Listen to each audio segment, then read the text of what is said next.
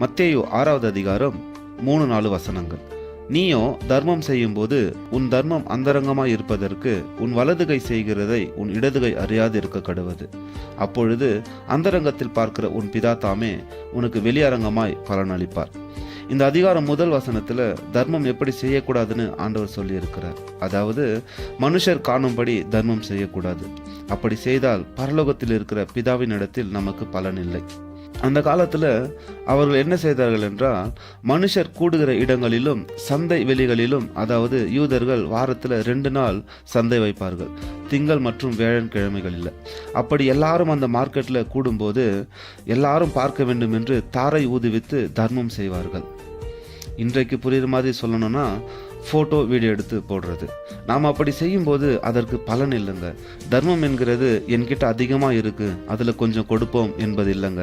இந்த உலகமும் அதன் நிறைவும் கர்த்தருடையது. என் வருமானமும் அதை சம்பாதிக்க பலனும் அறிவும் கர்த்தர் தான் கொடுத்தாரு. அதனால எல்லாமே கர்த்தருடையது. அதிலிருந்து என் தேவைக்கு எடுத்துக்கொண்டு மற்றதை இல்லாதவர்களுக்கு கொடுக்கறது தான்.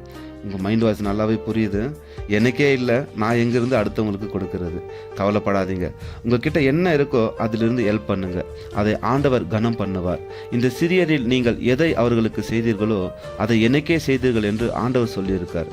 நன்மை செய்வோம், அதை யாருக்கும் தெரியாமல் செய்வோம். பிதாவின் இடத்திலிருந்து ஆசீர்வாதத்தை பெறுவோம். ஆமேன்.